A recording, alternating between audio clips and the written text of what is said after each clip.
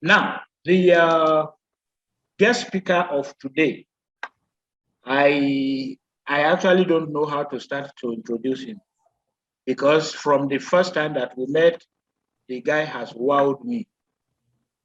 Not just because of the knowledge that he carries or the council that he set up and is running so effectively in the United States. I've been his guest, a guest speaker at his annual programs too in Atlanta. And I mean, if we would have somebody in Nigerian organizing a forum where they no other person than the late Andrew Young himself was physically present, even on his wheelchair, you can imagine how important those events have been. And so I will encourage you to read Engineer Olowokere's bio in the package that we'll be sending. But just a few. He's the president and CEO of the USA Africa Trade Council. He's a visiting senior fellow at Global Entrepreneurship Research and Innovation Center at the University of Malaysia. He's the president emeritus of the Alliance of Nigerian Organizations in Georgia and director of administration of NICO, an organization that facilitates entrepreneurship and economic development of Nigerians and their communities in the United States of America. He is the managing partner of Crystal Orbit Group, a business-focused technology innovation, trade, and investment outfit. And like I said, those of you who came earlier, you would have heard me sharing a testimony of what Engineer Olowokere did. First, I didn't know who Engineer Olowokere was. I think he saw me on Nigeria-Canada Business Network and reached out personally. Less than 48 hours later, a request came to Engineer Olowokere for an expert on Nigerian trade. The US government wanted to come and do a study here, policy initiation study and stuff like that. And less than 48 hours after I met this man, he already had me talking to the representative of the Secretary of State for Commerce in the United States of America. And permit me, I respect all Nigerians, but I must say that that was a significant demonstration of selflessness. I have related with Nigerians, and I know that we try to sit atop the opportunity that comes our way. The opportunity came his way, he could have taken it for himself or for US Africa Trade Council. He said, no, I know somebody who knows this. That's another reason why I think you should be coordinating with him even after the event. Having said so much about the people here, just 1 minute, I'll let you know that today's event is important. We are looking at trading with and investing from America for the Nigerian participants on this platform. And other developing countries, we do have members who are non-Nigerians. And I just could not think of a more knowledgeable person about this subject than Engineer Olowokere. It's taken us about 3 months to actually get him. And some of you would have heard Lady K telling him that we almost had heart attack. We appreciate you, sir. We appreciate that you actually had to sacrifice to get this. But in November, where our guest speaker or guest speakers in November next month is actually the West Africa Trade and Investment Hub of the USAID. And the volume of materials that they are already sharing with us here and the plans that they have would probably have been high level and lost in the clouds if we did not have the presentation that we're having today. I want to believe that Engineer Olowokere will break trading with the US down to such a level that by the time those guys are coming with the tools and incentives that you should be using, everything would have been cleared. Having said this much, once again, I want to appreciate everybody who has taken time to participate today. I want to believe that this will be a very productive session, and I want to believe that the hereafter will add more value to our persons, our companies, and our lives. Thank you very much, Lady K, and thank you, the Talking Trade team, for the wonderful work that you do. I yield the floor back to you, Lady K. Thank you so very much for doing justice to the introduction of our guest speaker today. And so without further ado, I would not want to waste any more time. We are all itching and waiting to hear from you.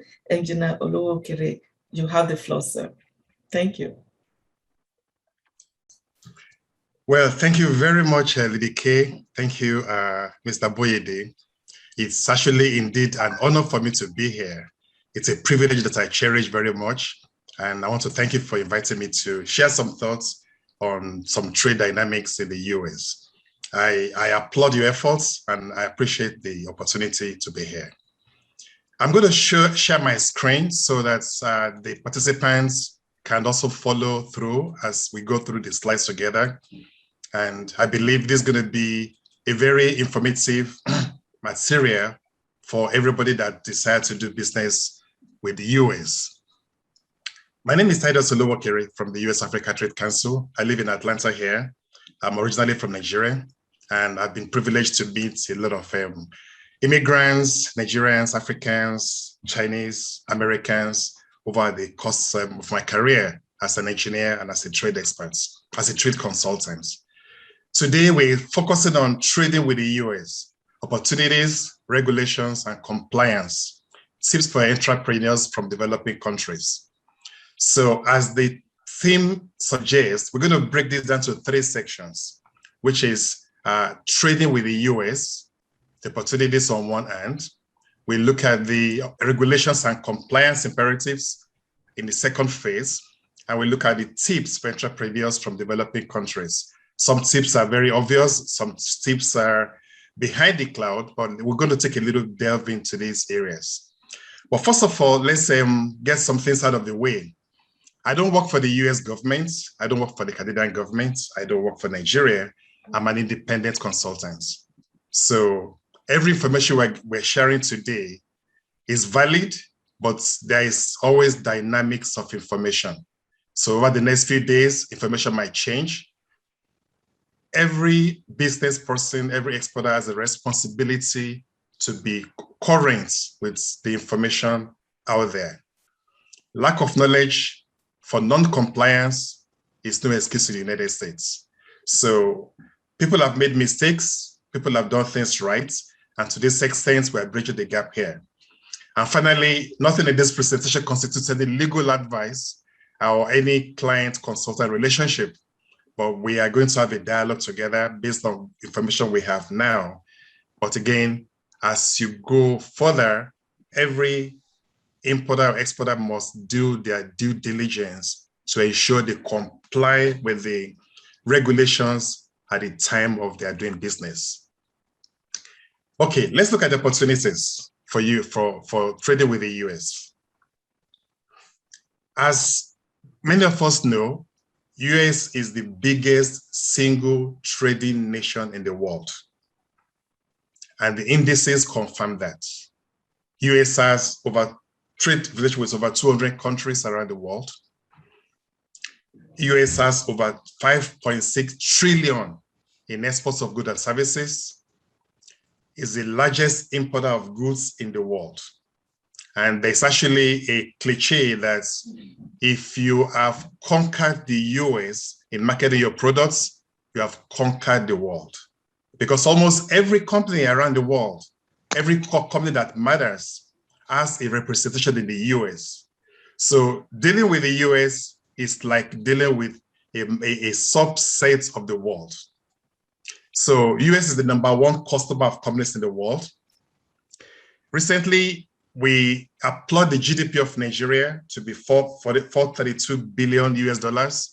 South Africa and Nigeria kind of go in and out. We was the largest GDP. The US has $20.93 trillion US as GDP. GDP, as we know, is the measure of the market size of a country, a measure of how well your goods can sell in that country.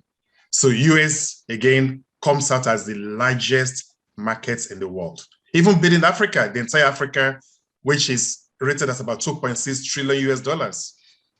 Now, someone might ask a question, if US has a 20 trillion GDP, why does it care about Africa with 2.6 trillion GDP?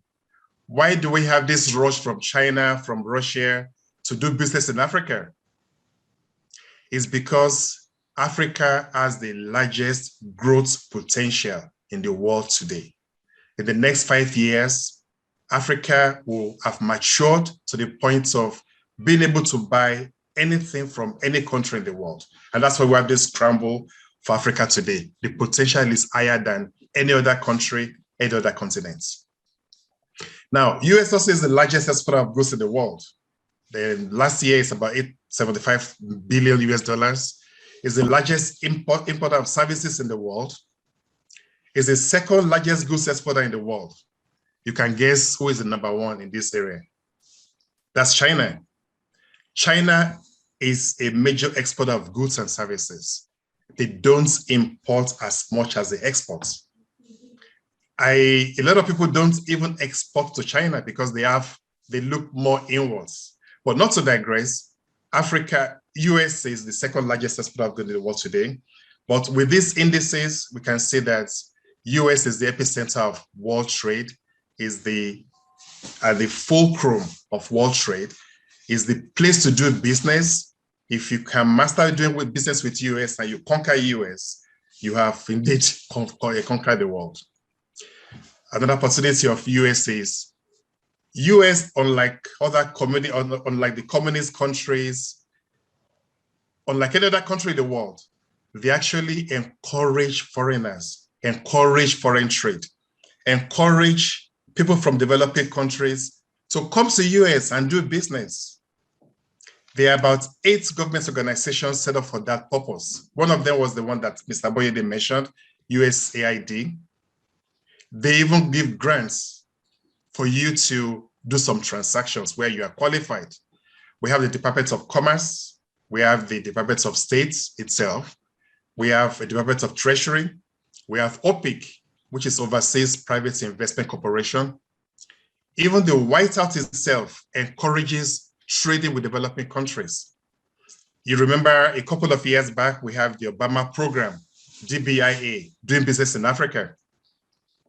Now we have the Prosper Africa program, which is a program organized by a combination of these agencies to do business in Africa for developing countries.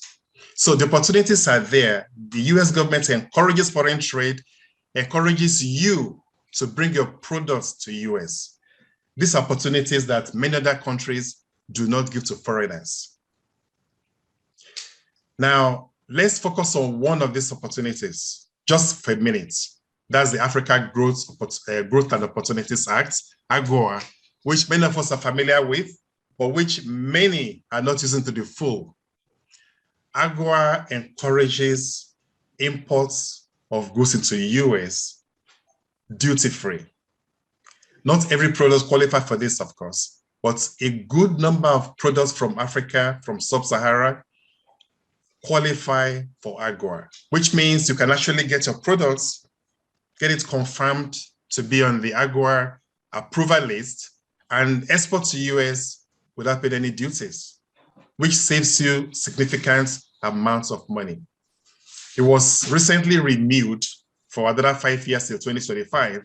So if you have not taken advantage of AGOA provisions, this is the time to do so. And that's why we have this mantra. US encourages you to trade with US. They don't want to just give handouts to you. So again, these opportunities we can take advantage of, and they cost nothing. All it requires is to have the information. Now, on this slide, you have the list of countries that are eligible for AGOA. If you look through the list, very likely your country of origin will be there. Number 31, Rwanda. There's a question mark in recent times. They're still sorting it out. But the point is, regardless of where you are in Africa, in most cases, you are qualified to take advantage of the AGOA provisions. Now, let's look briefly at the regulations and compliance imperatives. Let me say upfront that US is a country of law and order, and everything, literally everything is regulated, except for the air you are breathing in. Nearly everything is taxed. So let's look at some of these things. First of all, you are bringing your goods to the US. What is the path? The first thing you need to do, of course, you have to clear the US customs, like every other country. You have to clear the FDA, Food and Drug Administration, without detention, meaning your goods will qualify to sail through FDA clearance without being detained, without being returned to the country of origin. If you deal in agri products, you also have to clear part of FDA also controls that, and there's some certificates that you need to obtain before you can bring in agri products. There are many other agencies that have regulatory control over things that come to the US. The US government, the US agencies, the Border Control, CBP, Customs and Border Protection Units, their job is not to protect you. Their responsibility is to protect the US government, to protect the US territory, and to protect American citizens from things that might be harmful to them from abroad. So don't be surprised if they're very rigid about what you bring in. They're very rigid about the sanity of the goods you bring in, and they're very rigid about compliance issues. Now, FDA regulates everything that has to do with food and drugs. Food products have to be properly labeled, for instance, and we're going to look at that in a little bit.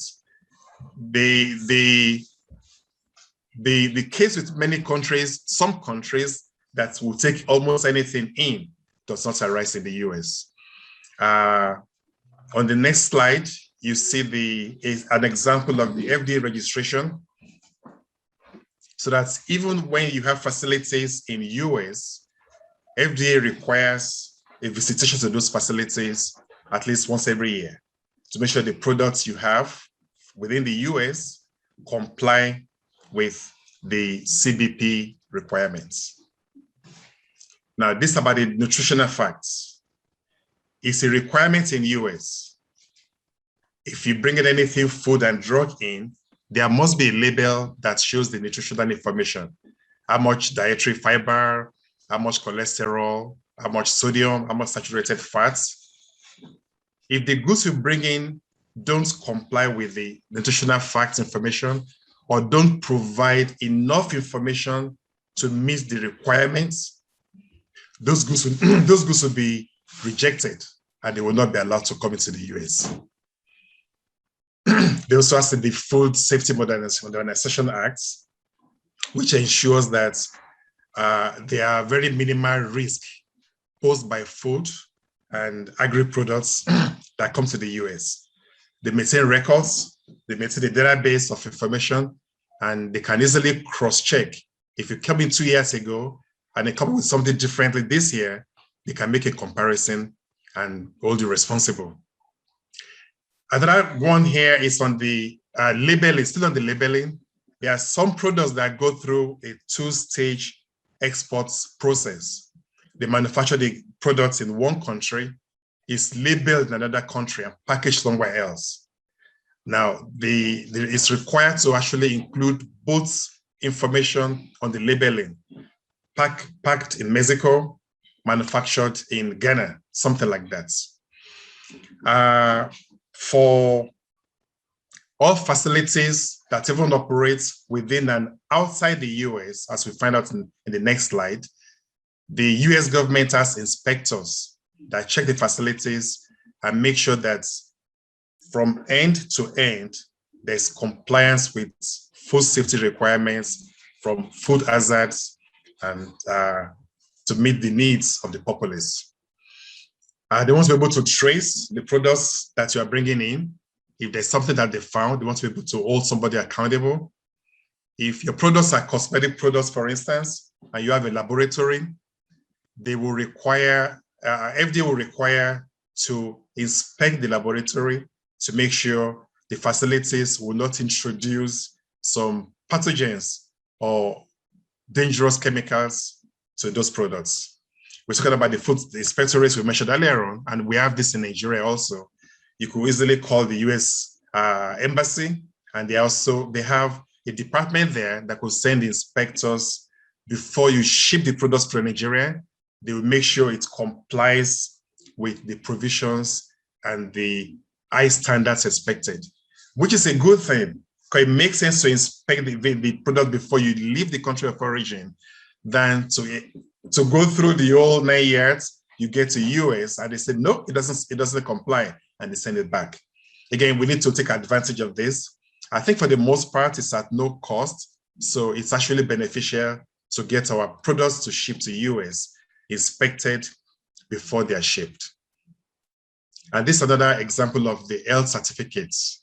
US allows importation of live animals and animal products. Now, both also require health certificates, particularly for the wildlife from the points of origin. We also have, which is very popular, phytosanitary certificates, which is required for all agri products. Some people will bring in some gari, some foodstuffs, some snails, some fish in their luggage.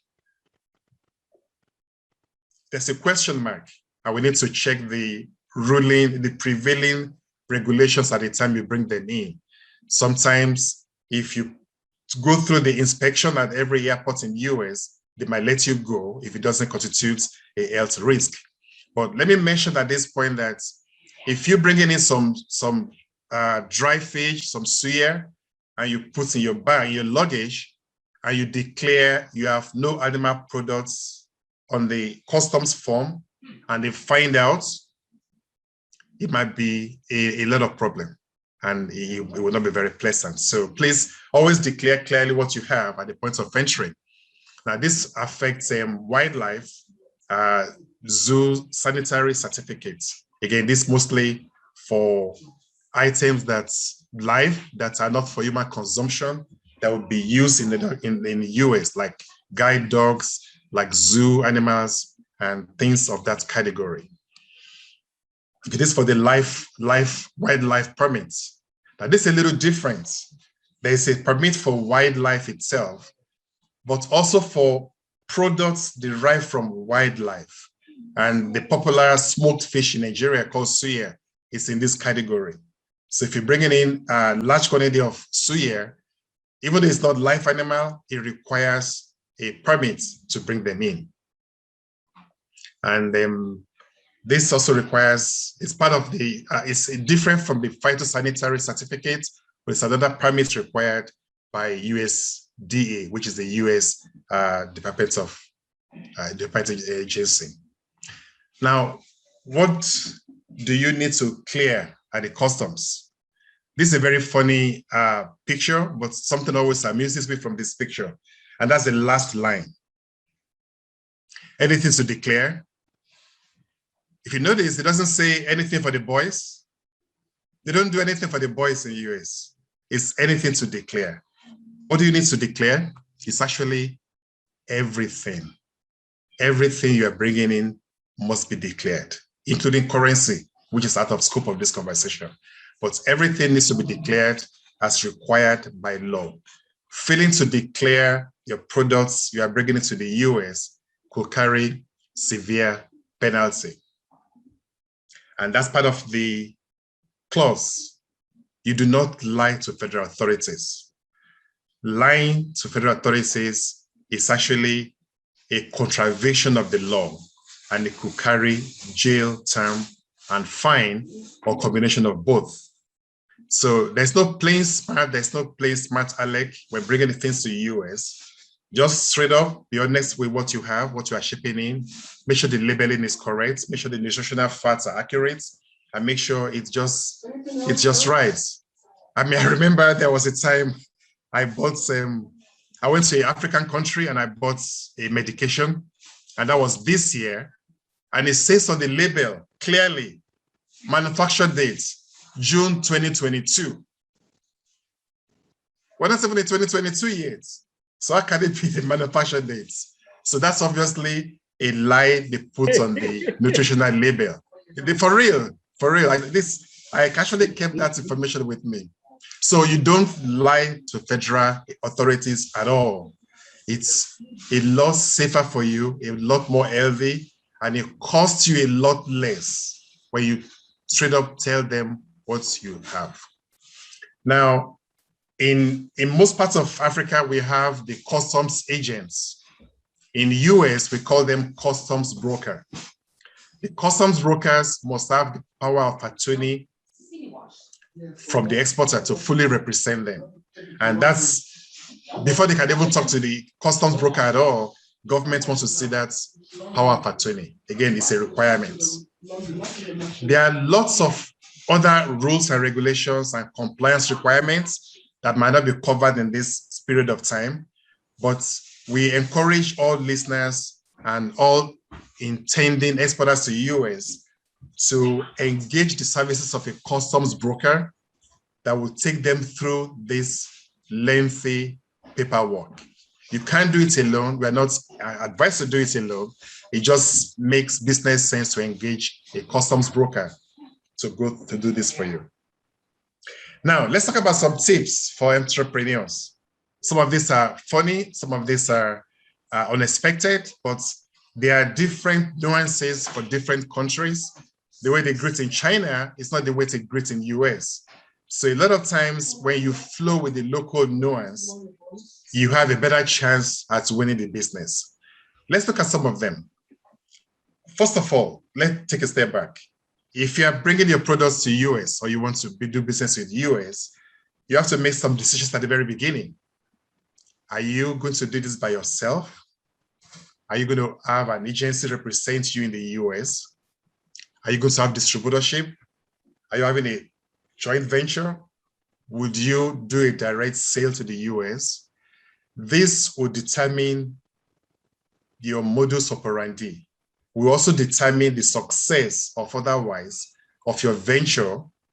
I will closely dictate the success rates and the glitches that you might acquire.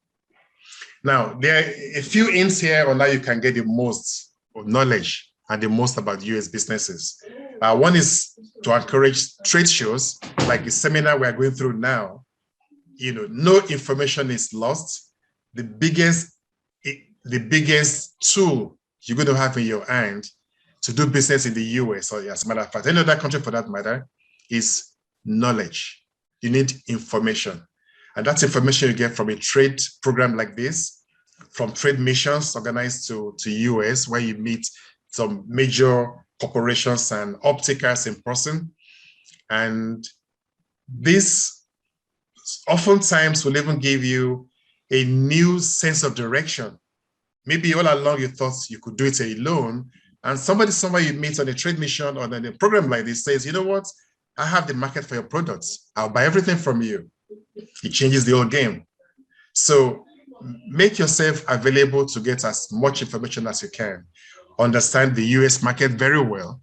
And lastly, don't forget your own network. It's like looking for a job. You could go online to monster.com in those days, apply for jobs, but it's a lot easier when you know someone that knows someone that knows someone there that could give you the lead that you need. And that's one of the benefits of social networking. Now, let's look at some of these steps you need to take. First of all, the business you want to do in US, whatever company you are dealing with in US, is doing a background check on you. They don't know you. You also have a responsibility to do due diligence on the companies you are dealing with in the US.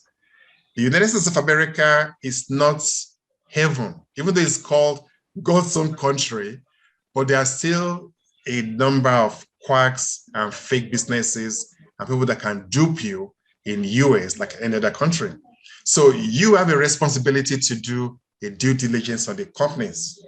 Unfortunately, like the first point I mentioned, The US doesn't have a central federal database of businesses.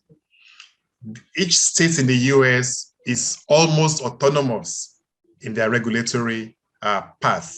Each state has its own Supreme Court, unlike many countries in Africa. So most companies, not even most companies, most companies register with their states. So one, there's no federal database. Two, most states have the registration portal, and most of the time the registration information is public information. Whatever is not public, you can purchase from the Department of State, from the Secretary of State's office, which in most states regulates company registration and corporation developments. Then we have some independent organizations like the Better Business Bureau. They kind of rate companies based on the level of complaints they get from them about them, and based on how they do business. So usually they are rated A to F. So we encourage you to do businesses with companies that are A or A plus rated, because now you have a better chance they would not likely default in their commitment to you. Now, still on due diligence, we have two organizations in the US that have the massive amounts of database about US companies. The first and the most popular is Dun and Bradstreet. As a matter of fact, if you are doing business with government in the US, you are required to have a number they call DUNS number. And this DUNS number is like the unique identifier of every business in the US. So if you go to the Dun and Bradstreet's website, you can have lots of information about several companies, where they are registered, how they do business, who they do business with, their officers there. But BBB gives you the rating, a measure of the feedback about that company. Another one is the Overs, also has a huge database. They don't have as much as Dun and Bradstreet, but definitely by the time you do your research about these companies in these two databases, then you'll have a fairly reasonable information before you part with millions of dollars in business dealings. Now, let's go to these tips. First of all, America is a great country. America has its own peculiarities. I'll take one of them. Time is of essence in the US. And most workers they will not bend backwards to please you. They respect timelines. So they say the timeline to submit this tender is February 5. By 5 p.m. February 5, the door closes. There's no begging. Please, my child was sick. That's why I couldn't submit. No, they're very rigid about their timing. And US, they keep strictly within their confines. So if a business closes at 5 p.m., get there at 5 p.m. It's customary in many countries of the world. People hug, they exchange handshake, they pat each other at the back. It's not very common in US. Most American businessmen and women refrain from hugging, close physical contact. A handshake, not beyond the elbow, is just about enough for most American businessmen and women. If you go beyond that, it's considered, what is the word? You are encroaching on their space, and they don't like that. Now, Americans love sports, so most of their business interactions, they use sport language, like touch base with you. I'm going to call the shots, give us the ballpark figure, game plan. Again, this doesn't mean, since these are sometimes we need to learn. Most of them don't open on Sundays. Most of them will accept food from you. But if you are good, if an American businessman invites you to their house and you just are not in the mood for the food you're eating, it's perfectly acceptable to refuse the food. Unlike in many African countries, it's considered disrespectful. American doesn't like the food, they don't like the food, period. Now, they also don't appreciate, essentially, it's not against the law, but it's frowned at. It's considered a perversion of justice if you give gifts to your businessmen before the business is closed, because it's assumed it will influence the decision-making and might make it favorable for you. So normally you give gifts after the business is done, not before, not after. A couple of years back, a federal secretary, what we call the minister in other countries, was given a gift of wristwatch by somebody was dealing with. He lost the job because the government says accepting a gift of a wristwatch will affect his judgments in making decisions.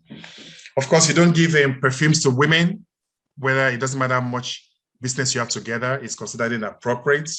It's a personal nature. Usually we give gifts that are completely non-emotional, whatsoever. What other things again? Oh yeah, business cards. In many parts of Africa, people meet and you exchange business cards. Most Americans don't deal with business cards. If you give them the business card, they will take it, but they might not give you one back because they might not even have one. Some businesses like banking facilities have regular business cards. The salespeople have business cards, but the CEOs, the general managers, most of them don't care about business cards. So if you give them a card, they don't give you one back, don't take it personal. It's just the way they are. And like I mentioned, time is money. There's no African time in doing business with US. A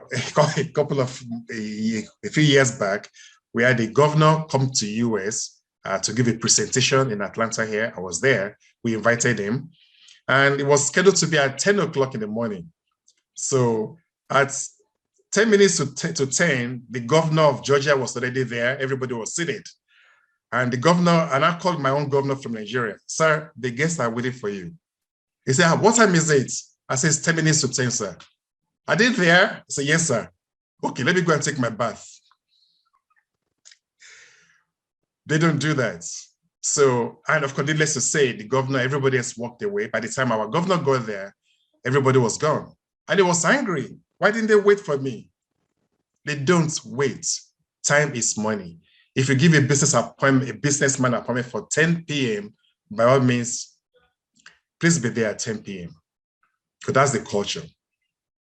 And also, Americans don't like too much silence when they're having a business meeting. Again, there's some gatherings where people meet together and there is such a moment of silence, you could almost use a knife to cut through the silence. American is so fast-paced. Anyway, so that's some of the tips. Again, like Mr. Boyede will probably share this with you after the meeting. For general information, you could look at the ustr.gov website with the US Trade Departments. We also have the Border Control, CBP website. They can give you some additional information.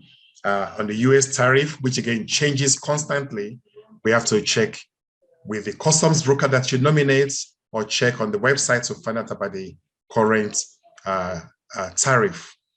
So these are, in a nutshell, some of the things I'd like to share with you. We cannot share everything in 15 minutes or 30 minutes, but as you begin to do business with the US, you realize the benefits are there. So again, we encourage everybody who has not done so. The US has opportunities. You can't go wrong with doing business in the US. There is always markets for almost anything. You can sell almost anything in the US. If you just do your search, there's a market for it. And the US encourages you to do business with America. So nothing is holding you back. There are many government provisions, many government agencies that are set up primarily to help you do business with the US. And the regulations are strict. Some products are sent back because they don't meet the regulations. Not because they don't like you, it's just because you are not in compliance. Again, we need to be in compliance with the law so our products don't get sent back. I've seen a situation where someone exported, I think it was cashew nuts to US, but then they find a quarter of the cashew nut package was full of stones that look like cashew nuts. You cannot do that exporting to US. We're asking for cashew nuts, not cashew stone nuts. So ladies and gentlemen, I'm happy to share some of these hits with you. And I want to assure you that you have a very good success rate doing business with the US. And congratulations in advance of your success. Thank you very much, Mr. Boyede. I will yield back to you. Oh my God. Thank you, Engineer Olowokere. Everyone would agree with me. This is one of the best that we have ever had. You know why? Because you broke it down. Even the layman on the street can understand everything. You have made it so simple. You have simplified it. Thank you so very much. So we'll be going to the, does Mr. Boyede have anything to say before we go to question and answer session? There will be questions, there will be comments on what you have just presented. Thank you, Engineer. Mr. Boyede. No, I don't have anything at this point more than to thank my brother, Engineer Olowokere, for, you know, the cool composure to talk through a 2-3 hour presentation in just such brief a moment. Thank you so much. And I can see that there's so many comments and stuff already. So please, Lady K. Okay. You can see that he really kept the time. Is a true Nigerian American. Not okay. So we have some questions, and thank you everyone that those of you that have put your information on the chat. Thank you so very much. If you are yet to do so, please we request that you put your name, your phone number, if you're comfortable with that, your email address, where you work, the country where you're joining us from, please put on the chat forum. Thank you very much. And I can see Olanike Adesanya is clapping, and I see questions already. So if you have questions at this stage, please put them on the chat forum. I may call out some names according to time for you to actually ask your question. Yasia Sagagi says, how does one get a customs broker? Engineer. Yes, customs brokers, like I mentioned, are equivalent to your customs agents in Nigeria. And it's just like another professional. They have varying degrees of experience in the business. So usually we recommend to go with those who are most experienced.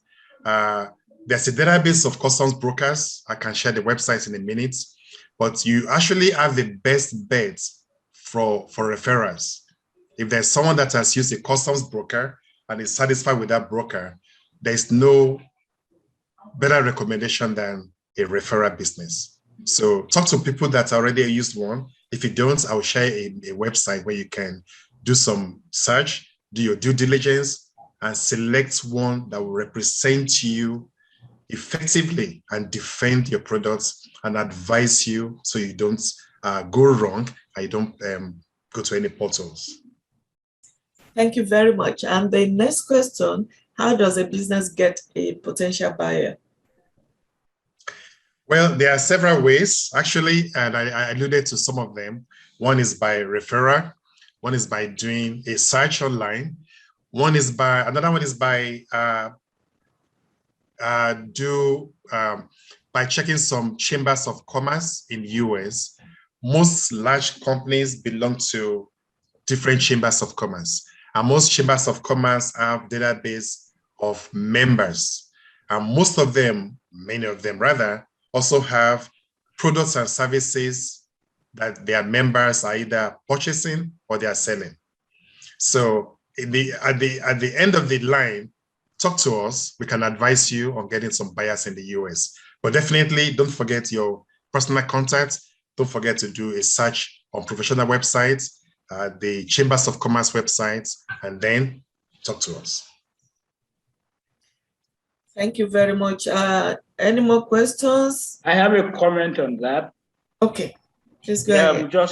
Just a way of probably trying to eke out further details from Engineer Olowokere. Now, hypothetical situation. I am a Nigerian potential exporter. I don't know anybody in the US. I might be able to make up half a container. I don't have the resources to fill up a container, but the US is my target market. Do we have any frameworks, co-exporting, clustering, or anything like that? Or do you have at the America end some kind of importers that will be happy to take from micro enterprises, which are the core of developing economies? Well, first of all, let me mention something you should not do. You don't need to talk to the US embassy in Nigeria or any embassy for that matter in Nigeria, because their assignment is to represent US in the respective countries of assignments. They are to protect US businesses flowing out of US, not goods coming into US. So they don't have that information. Correspondingly, your first contact should be the embassy of your country in US, because it represents your country's interest, your country's export businesses in the US. They want, let's take Nigeria hypothetically, they want Nigerian products to come to the US. So they are the first port of call. Now, secondly, like I mentioned earlier, would be the trade organizations. There are a lot of trade organizations in US. Many of them are accredited, and they have database of potential off-takers in the US. They have database of manufacturing industries and where you might likely sell your products and services. So that's pretty much the best path to take. Your embassy, information in the US, and trade organizations. Now, there are also different databases, independent databases, like the one I mentioned about Duns and Bradstreet, that have information about respective companies. Overall, you do your search online, but you have a better deal talking to your embassy in US and talking to trade organizations in US. Thank you so very much. The next question is by Inemes Oyebanji. He said, I was told by an agent in the United States that I can bring my well-processed dry smoked catfish. I cannot bring my well-processed dry smoked catfish to the United States because US produces catfish. So it's like competition. Well, first of all, like we mentioned in the presentation, US imports anything and everything. US has large deposits of oil, but it's still Nigeria is the 7th largest exporter of oil to the US. US doesn't produce enough of anything to meet the local demands. So yes, you can export catfish to the US, absolutely. So saying that there's no market for catfish in the US is a fallacy. Now, the issue is, would you be able to comply with the import requirements? Like I mentioned during the presentation, there are certificates, there are inspection requirements, there are registrations that you need to comply with. If you comply with these regulations, you can bring catfish to the US. If it's not on the list of unallowed products at the time of export, yes, you can bring it in. There was a time they did not allow live animals. They did not allow processed animal products to come to the US. The law changes regularly. So at the time you decide to export catfish to the US, just make sure you identify a knowledgeable, experienced custom broker who will confirm the eligibility status of that product at the time you're exporting to the US. But you can export anything and everything to the US at a particular point in time. Okay, before I go to the next question, I will throw in one here. I heard that you cannot bring in live snails to United States? Giant snails. Now, I don't have that information on top of my head, but for the most part, it's actually going to be a challenge to bring live snails to the US for two reasons. First of all, Americans don't eat live snails. They don't eat snails at all, period. It's very low on their demand chain. The market for snail in the US is mostly in the immigrant community. The white man doesn't eat snail. Nigerians, Africans eat snakes, for instance. Americans don't eat snakes. It's appalling to them. So first of all, your market is limited to the immigrant community. Second of all, there would be strict requirements by governments to bring in either live snails or frozen snails. They have to comply with health requirements. So again, you need to consult with the customs broker to make sure at the time you decide to export snails to the US, either live snails or frozen snails, it's on the allowed list and you can comply with the requirements from the Customs and Border Patrol. Okay, and that would apply to those that eat dogs as well. They won't be able to bring. Exactly. Americans don't eat dogs. In fact, they will kill you for eating dogs. So again, that only applies to a certain, not even just immigrant community. A lot of immigrants don't even eat dogs. Only few tribes in some countries eat dogs. So if you decide to export dogs to the US as a frozen cooked meat or barbecued dog meat, I don't know. Okay, so we go now to Olanike Adesanya that says, is there a benchmark for the quantity of goods exportable, like the tonnage, or just a quantity considered profitable to the stakeholders? And no, if I understand it correctly, there is no upper limit to what you can bring in. You know, America is very open. As long as it's a contract, there's an offer, there's an acceptance, somebody's willing to buy your products, you have a confirmed uptaker, except that particular industry or that particular product has a government focus. Generally, there is no limit to how much quantity of products you can bring into US as long as you can sell. But you just have to confirm at the time of making that decision to make sure the law has not changed. Thank you. Aderonke Alabi says, I'm new to export and interested in contract manufacturing. Where will the inspection agency check in respect to what you said about goods going into US? The company manufacturing for me? Could you say that again? I'm not sure I got that clearly. It says, I'm new to export and interested in contract manufacturing. Where will the inspection agency check in respect to what you said about goods going to the US?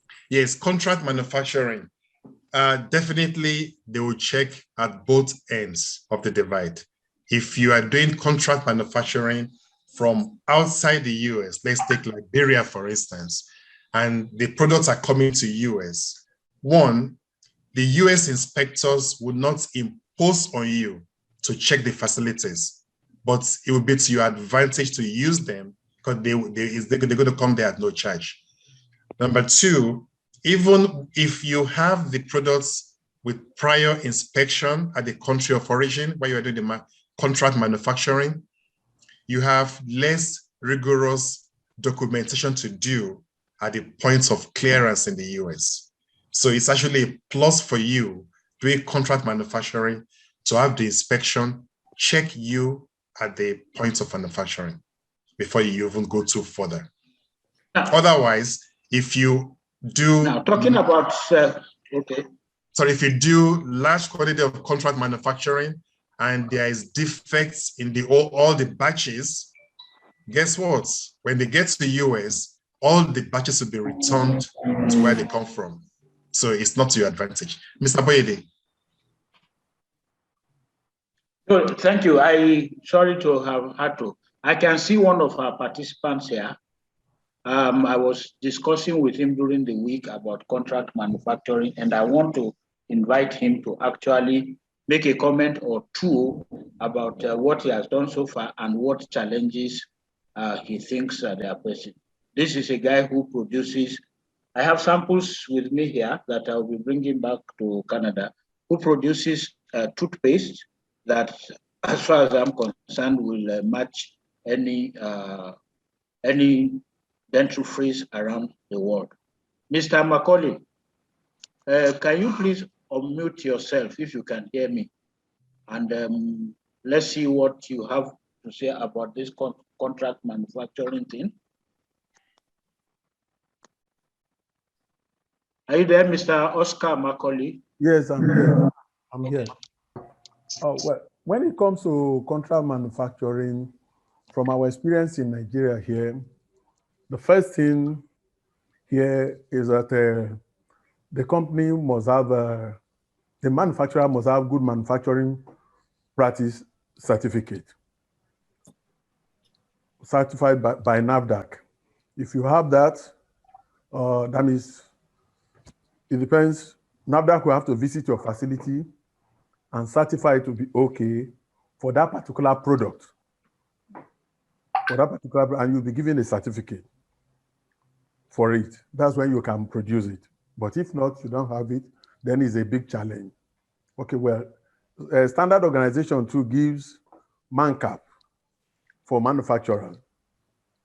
MANCAP for manufacturers, but the major requirements here is the GMP, which is the good manufacturing practice certificate. It is a requirement. It's a standard requirement for contract manufacturing. You can't do without it. That is the major thing here.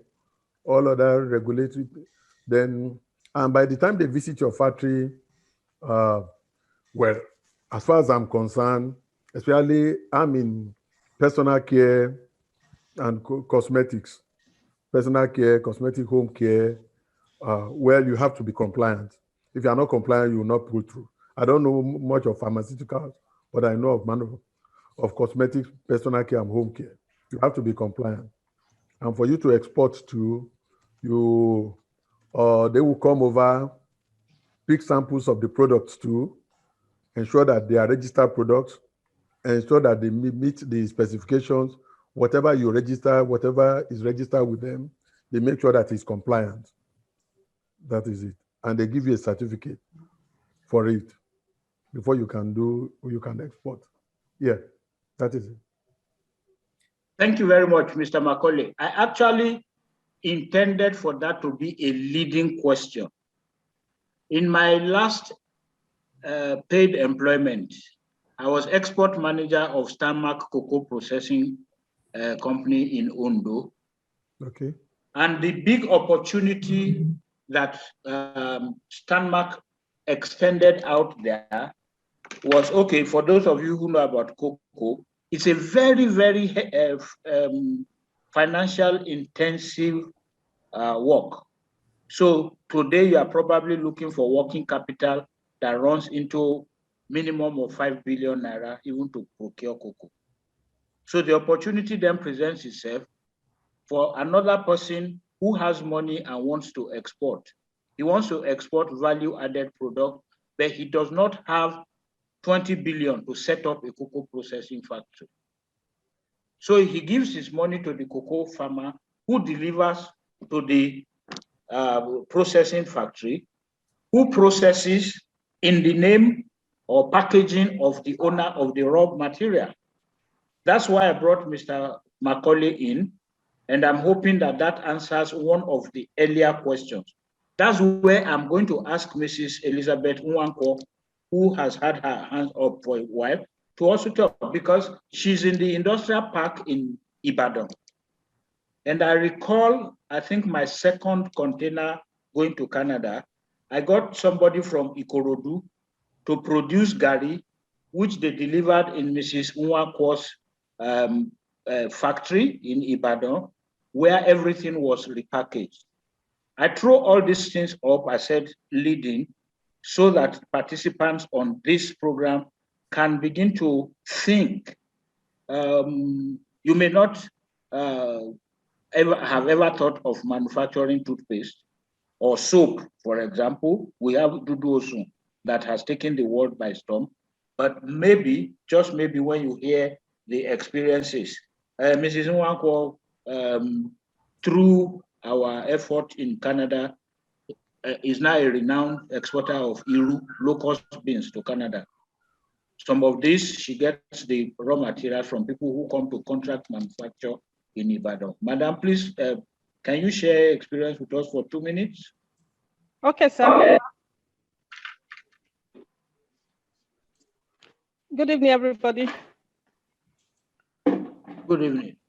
Good evening. Yes, it's my privilege to be around this afternoon and to listen to this wonderful expository message from our speaker for today and the other questions that have come up.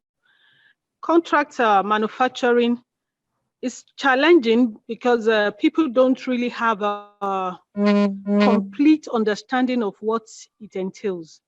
But Mr. Boyede has make it easier for us to understand that it's possible for you to produce without opening a factory. Just like you going to China for production of product that comes to Nigeria that we see. People go there, they tell them what they want, and a factory will produce it, put their label on it, and give it to them and export it down to Nigeria. Simple as ABC. So there are factories that are available. So you don't need to begin to put your figure again into equipment because they are capital intensive and they will tie your capital down. So all we need to do is locate factories where you can do your production, have an arrangement, have an agreement, have your product that you want them to produce for you. The SOP can be matched with what you have before in order to know exactly what you wanted on the table. Like he said, so many things have been packed by us that we don't actually do the primary production. But we visit those people doing the production to make sure they're doing the needful, so that when traceability is being accounted for, there will not be error in the work. So I think it's a beautiful thing that we all consider doing contract manufacturing for our export work, so that we don't have to go through learning the process and burning our fingers overnight. And a few things I saw on the questions I've attended to on snails. US considers snail as pests. UK considers snail life as pets. And so each country you want to export to have their own rules. So you need to study the country you want to export into and know their rules. You mustn't go beyond 20 tons for America. If you go above 20 tons, you'll be charged. UK 24, Canada can go up to 26. Some other European country, you can go up to 32. So you need to know which country you are exporting to and find out their own rules and know how to deal with it. I'll stop at that, except if I'm calling it. Thank you so very much. I was actually going to mention that you had responded to the issue of the live snail. For United States, it is considered pest, but for UK, it is considered pet, right? Okay. Thank you so very much. We're happy to have you again, Elizabeth Nwankwo. You have been a great addition to our presentations all the time. There was another hand up before. Kayode. We see Kayode, your hand was up. Do you still want to ask the question? Unmute yourself, please. Kayode, are you still there? Unmute yourself. I'm there. Thank you very much. Okay. Please, when you come on to ask questions, introduce yourself, where you are joining us from, and then go ask your question. Thanks. That's what I'm trying to do. My name is Kayode. Right now, I'm speaking from London. I have to commend the organizer of this laudable program. Very educative and informative, particularly the information that we had today from the speaker. My question is just simple. There are so many exporters in Nigeria, and is there a forum like this to educate and inform them of this kind of thing, because although I'm in the business of banking, but this kind of program really made me want to rethink maybe I should become an exporter because of the good information and all this advantage that is coming out of it. But I'm aware due to my short stint with exports in Nigeria when I was in back home, that there are a lot of exporters who are oblivious of this kind of information and who need this help and information to make them progress in their business. Is there any forum like this that can gather them together and let them be aware of this? That's just it. Thank you very much. Okay, I will allow Femi to answer that question. I'm sure you saw me laughing. Yes. There are information sessions, there are free ones, and there are paid ones. So it just depends on how much of a social networker you are. I remember Engineer Olowokere mentioned that as part of the tips. Capacity building is never ending. Knowledge is never exhaustive.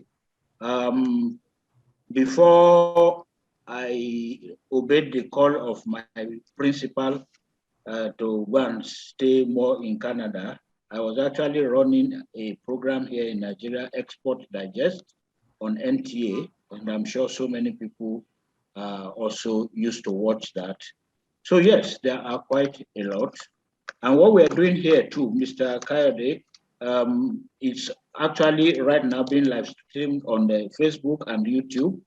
And of course, it is reposited there.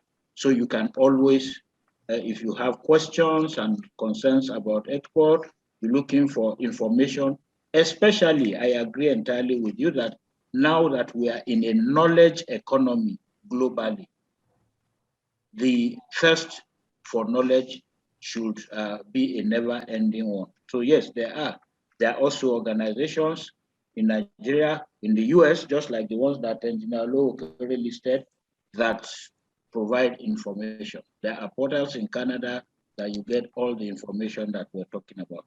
Thank you, sir. Thank you so very much, sir. And next question. Okay, if you are not speaking, please remember to mute yourself. Thank you very much. Any other hand up before I go to the next question? Okay. I'm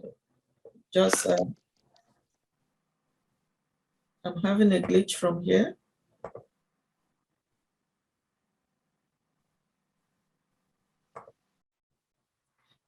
Chinwe Uzu has a comment. Chinwe, can you please make your comment then? I see it in the chat forum here.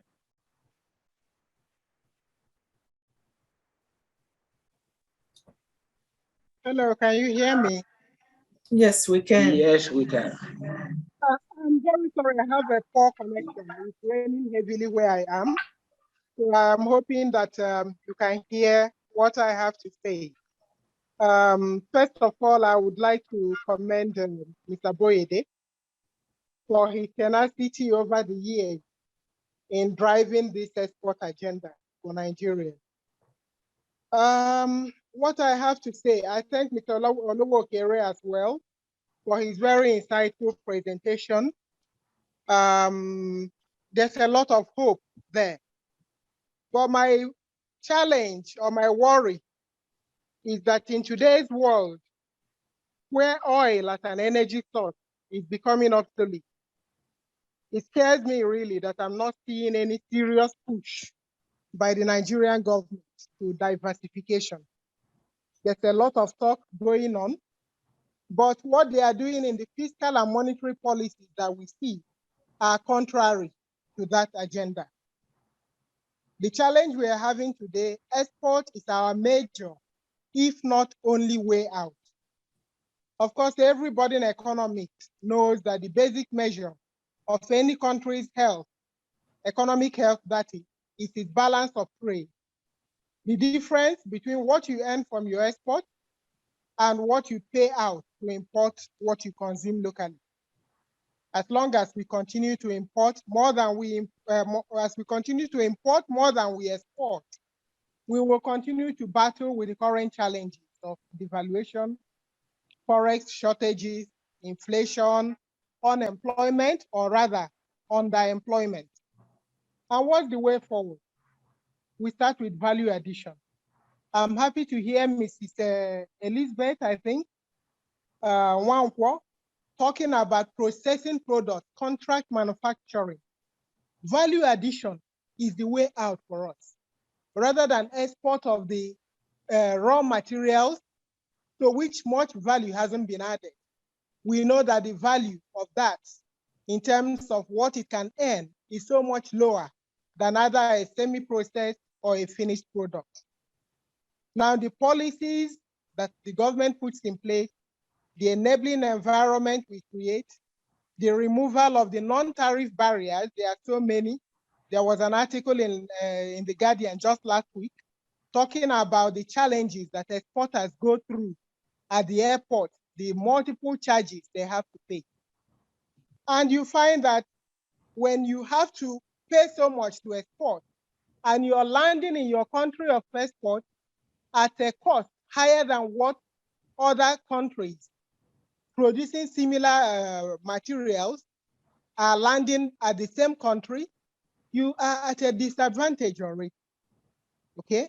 The focus on the quality and the standards, especially around packaging, meeting the international standards for each country, the access to credit for the SME. It is not every SME there that can fill a 20-ton container or anything larger than that.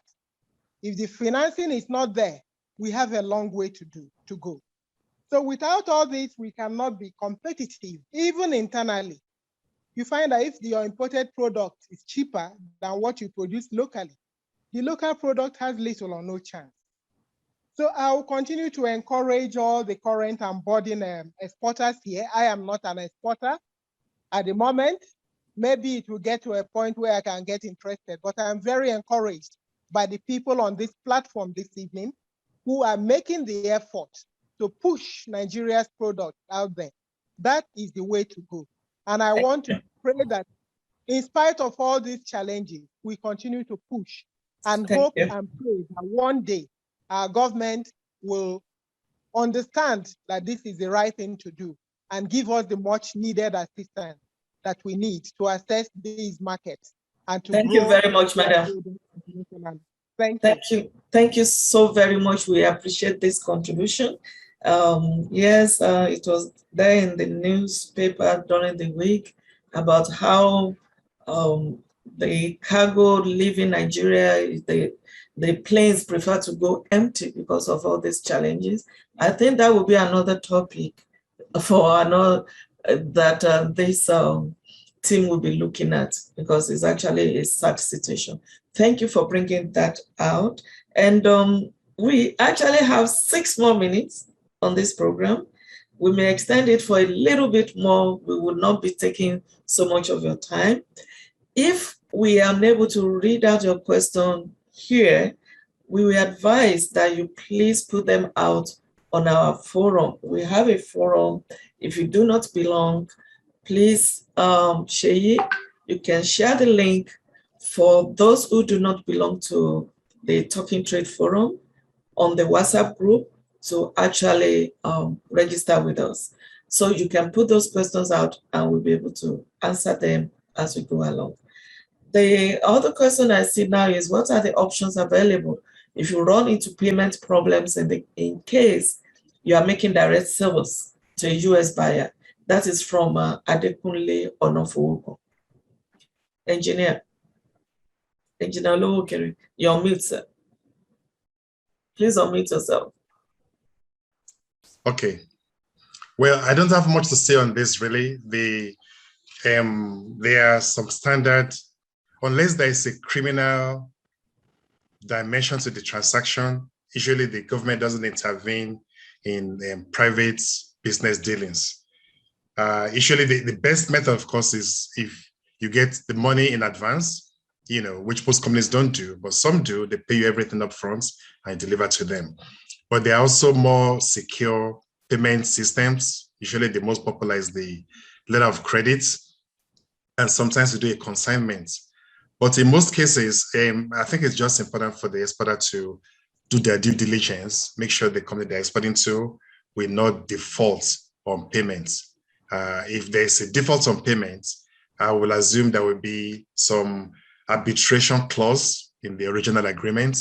And in the worst case scenario, there could be a court case, But it's important to do the due diligence up front and to use letter of credit for the most part, which is more secure, which guarantees your payments. Thank you very much. I'm happy that we have come to the end of the questions. On the platform, I cannot see questions again. I see some questions were asked and answers have been given. Thank you so much, Mr. Boyede, for being very diligent in doing that. Lady K, if you give me 1 second, Lady K, I just wanted to clarify, and I put this on the chat box too. Yes. There was this discussion about this live snail. Exactly.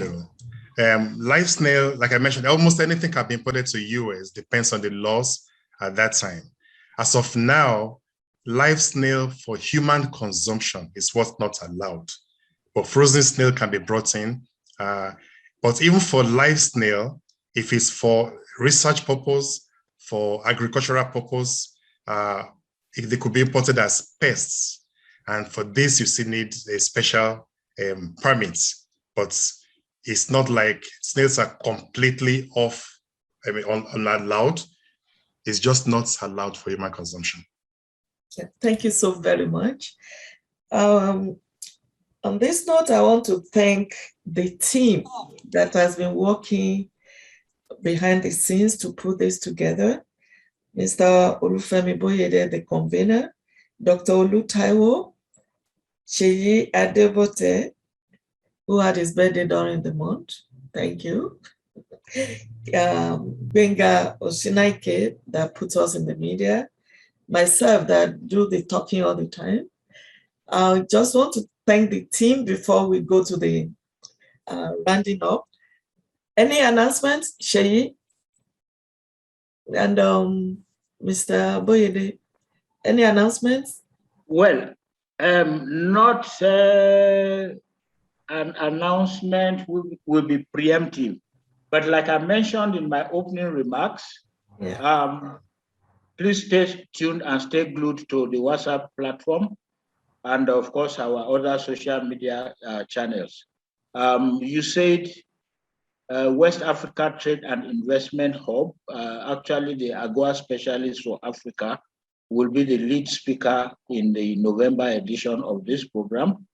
And of course, the team has been invited to direct their thought and the direction of their presentation. And for me, I think what will add value to every participant should be what are the tools, whether they are digital, they are technology, or they are incentives, just like Engineer Olowokere mentioned, there are several of them, that SMEs and especially members of our platform can actually key into that will facilitate their speedy participation in the American market via AGOA.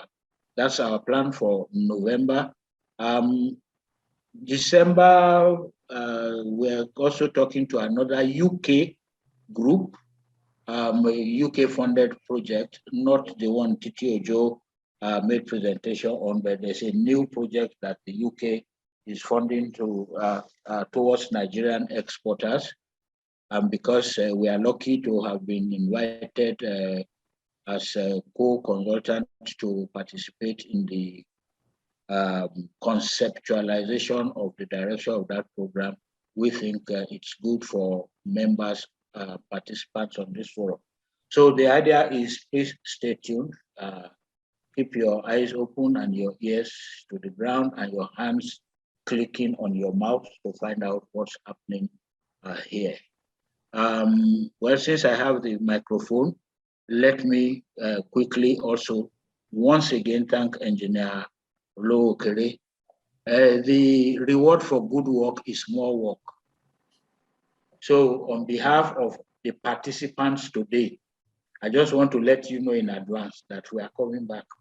We are pleased. And please don't chase us away when we come to ask you to please talk to us again in this direction. Thank you very much, sir. Thank you so very much. We appreciate everyone that have joined all over the world. Next month is another time to meet with us. And it's so easy to remember. Every first Saturday of the month, 5 p.m. Nigerian time, and 12 noon Toronto time. Thank you so very much. It may have changed. The Toronto time may have changed by November. By November. So we stick with the one that does not change, which is the Nigerian West African time, 5 p.m. every first Saturday of the month. And the reason why you have us connecting with you is actually to promote the non-oil export, which is supposed to be driving the economy of not only Nigeria, not only West Africa, but throughout the world.